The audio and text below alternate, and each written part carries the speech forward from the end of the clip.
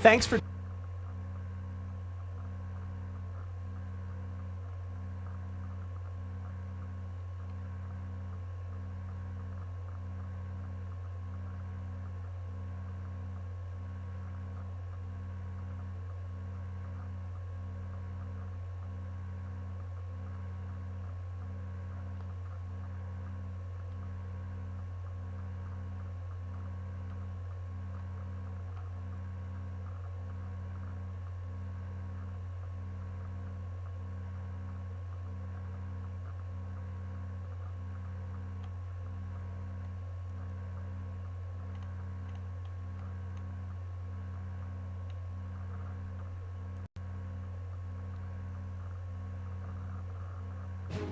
Tonight, battleground blitz. President Trump fighting for the Midwest with two big rallies today, heading into the so-called red zone where COVID is surging. The governor warning the rallies started inside. At last night's rally in Macon, Georgia, we're going to win the state of Michigan. Sprinting toward Election Day, polling behind the president's victory in the Rust Belt battleground. Tonight, battleground blitz. President Trump fighting for the Midwest with two big rallies today, heading into the so-called red zone where COVID is surging. The governor warning the rallies could be super spreader events. In Georgia, a prominent supporter crowd surfs at one with no mask. And the senator under fire for mispronouncing Kamala Harris's name. Kamala or Kamala, I don't know. Whatever. Pushed to the limit. Record hospitalizations across multiple states. One city hospital running out of ICU beds. The fall resurgence of COVID spreading. Nearly 600 students and staffers at one high school now quarantined. Strict new restrictions as COVID numbers rise in Europe. The streets of London and Paris tonight empty. The shopping center explosion in Virginia, a massive blast. The investigation now into what caused it. Plus, extracurricular activity. The teen helping get people in need tested by starting his own mobile lab. This is NBC Nightly News with Jose Diaz-Balart. Good evening. We begin tonight with a fight in the Midwest. President Trump and Joe Biden holding rallies in key battlegrounds. But there's another fight taking place there as well, the one against COVID. Michigan and Wisconsin saw record rises in cases in just the past 2 days, pushing the coronavirus back to the forefront of the campaign, both in terms of how the president has handled the pandemic nationally and how he handles...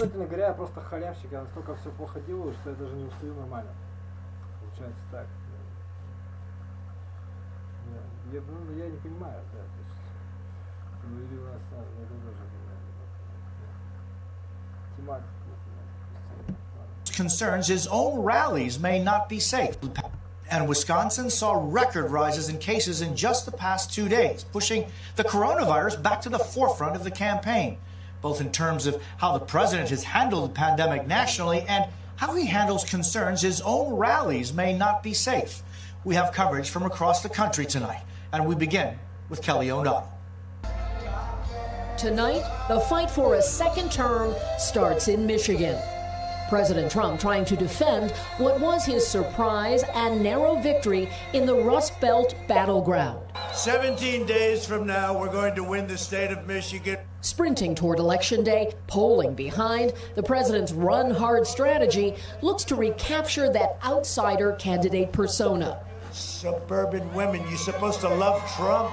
I don't have time to be nice. I got a lot of work to do for you. The president's Michigan stop follows Joe Biden's Detroit drive-in rally Friday night.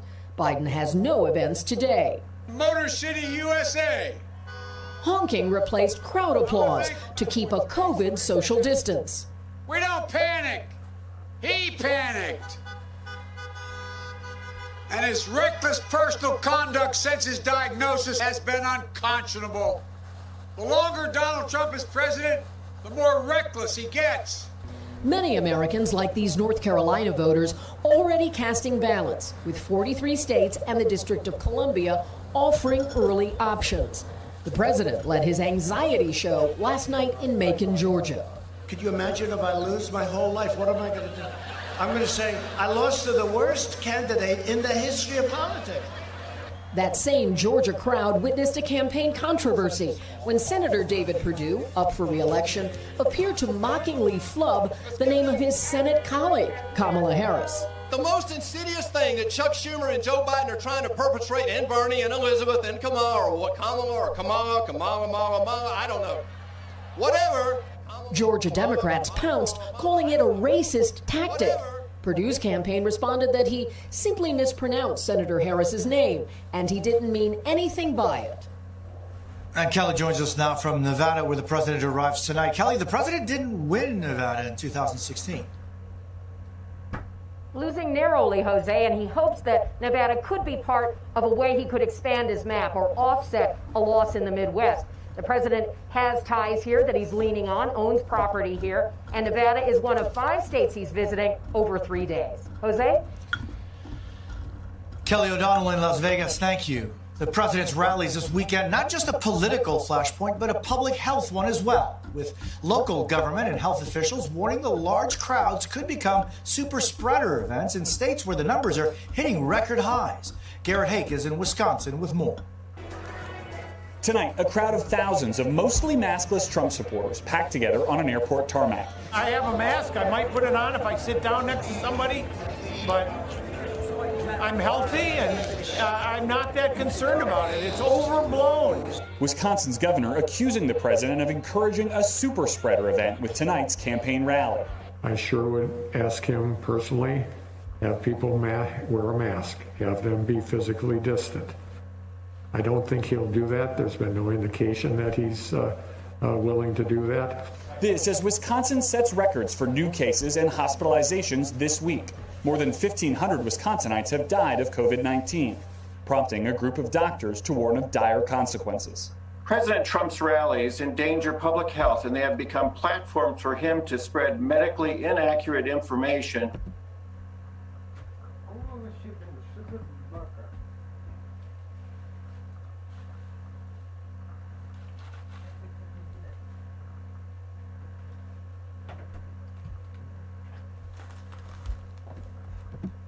That puts people's lives at risk right here in Wisconsin. The White House's own coronavirus task force places Wisconsin in its red zone for new cases, the most dangerous category, warning of rapid worsening of the virus in the state over the last week and urging social distancing to the maximal degree possible. Trump rallies aren't known for social distancing. Crowds in the thousands regularly sit or stand pressed together for hours beforehand. Masks are required for entry, but often discarded inside. At last night's rally in Macon, Georgia, a Trump-supporting Democratic state representative went crowd surfing. The president returns to Wisconsin at a time of political peril for his campaign. In Macon, Georgia, a Trump-supporting Democratic state representative went crowd surfing. The president returns to Wisconsin at a time of political peril for his campaign. Recent polling shows him trailing Joe Biden by an average of 6 points here. The president's last planned trip here canceled at the last minute, when the president himself was diagnosed with coronavirus. And Garrett now joins us from Wisconsin. Garrett, officials have connected positive cases to Trump rallies in the past. That's right, Jose. In a couple of states, most recently in Minnesota, where public health officials declared an outbreak after more than a dozen people were sickened following a rally in Bemidji just like this one. Jose? Garrett Hake in Janesville, Wisconsin, thank you. And it's not just the Midwest. Across the country tonight, a growing number of hospitals are being overwhelmed with coronavirus patients. In Utah, where cases are rising fast, the situation is especially dire. Aaron McLaughlin has more from Salt Lake City. Tonight in Utah, a healthcare system on the brink. That's where we are right now, in a boat, taking on water. And what's ahead of us? Not sunshine, it's a potential storm and a flood. With coronavirus hospitalizations at a record high, late Friday, one of the largest hospitals in the state ran out of ICU beds. The crisis impacting patients who don't have COVID-19. This is hard. Stephanie Deer's 47-year-old sister Lori's heart suddenly stopped last Tuesday. She was rushed to a nearby hospital, but they didn't have the equipment to save her. It took 2.5 hours to find her a specialized bed. I don't know who was more scared, the doctor or me. He looked desperate. So even though your sister has taken every precaution not to get COVID-19, COVID-19 could still have cost her her life. Absolutely. And I don't believe people understand that. And there was not a facility that could take her, that could provide the care that she needed because of COVID. COVID hospitalizations hit new records in at least 15 states, and cases are on the rise in at least 38. Florida today reporting the highest daily number of cases in nearly 2 months, surpassing 750,000. And the CDC confirming that over the summer the virus was more deadly for migrants. Health officials say the latest wave is tied to the start of the school year after a series of outbreaks because of older, more vulnerable. Surge began with 15 to 24-year-olds and quickly spread to older, more vulnerable populations. The risk of football is worth it. For my son, it is. It's basically what's gotten him through this fall. Aaron, how are officials in Utah trying to flatten the curve? Jose, health officials here in Utah say they're especially concerned about small gatherings of family and friends, limiting those gatherings in areas of high transmission to 10 people or less. But health experts I've been talking to say they're worried that's not enough. They say those gatherings need to include fewer people. Jose? Aaron McLaughlin in Murray, Utah. Thank you very much. Controversy erupting in Europe tonight as several nations begin reimposing strict lockdown measures with a second wave of coronavirus gripping the continent. Sarah Harmon has late details from London. Europe is locking down again. Tonight, half of England, some 28 million people, are subject to heightened restrictions. Taking action is the right and responsible thing to do. Londoners are now banned from socializing indoors with people who don't live in the same household, while pubs in some other cities have been shut down completely. To wake up in the morning to have a business that turns over none and is draining my bank account is absolutely heartbreaking. In Paris, a new curfew starts tonight with bars and restaurants forced to close between 9 p.m. and 6 a.m. Italy, the first European country to be slammed by COVID in the spring, is now facing a resurgence and requiring face masks even outdoors.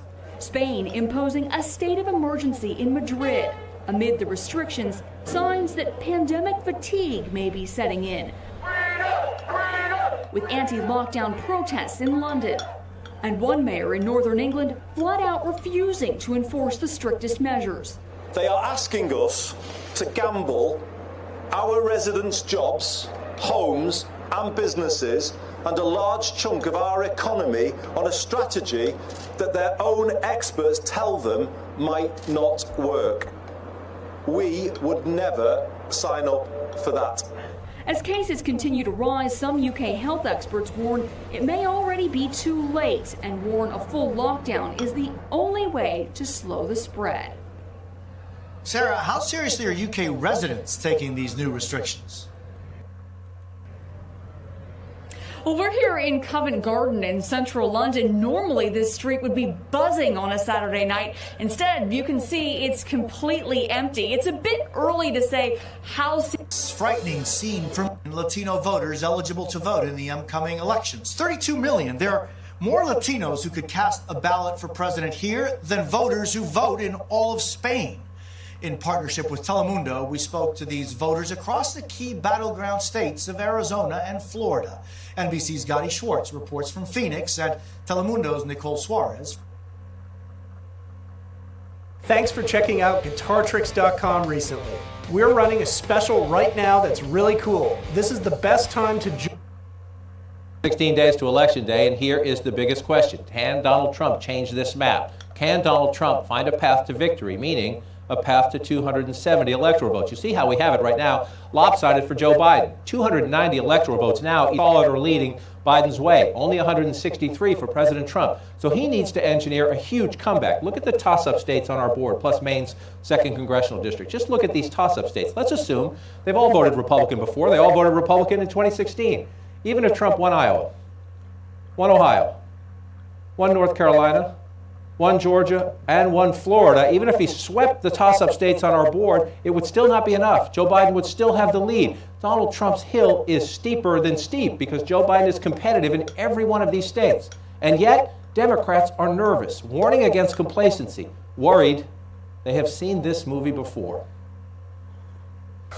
16 days out, here's the biggest question. Can you find a viable path to victory for Donald Trump, a viable path to 270 electoral votes? Well, it's incredibly difficult because of the state of play right now. We have Hillary Clinton at 307 electoral votes, Donald Trump at just 179. Takes 270 to win. Can Trump turn it around? Yes, but it would be extraordinarily hard. With us this Sunday, Lisa Lair of the New York Times and NPR's Asma Khalid.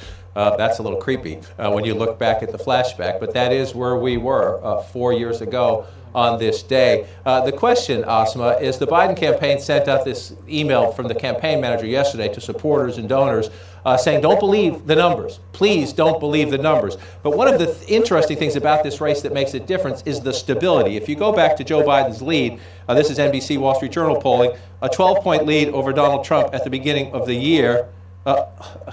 There you go, right there, a 9-point lead now if you play it out there.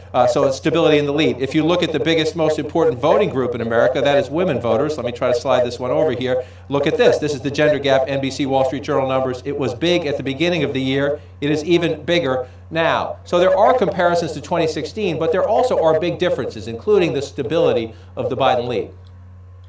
That's right. I mean, I think, for a long time over the summer, I was looking at some sort of inflection point, trying to see if there would be an inflection point. And really, I would say the storyline of the summer leading into the fall has been the remarkable consistency of the polls. That being said, I also think that there are key demographic groups that Joe Biden seems to be doing better with than Hillary Clinton was ever able to do. And chief among them, to me, honestly, John, perhaps the most fascinating demographic group is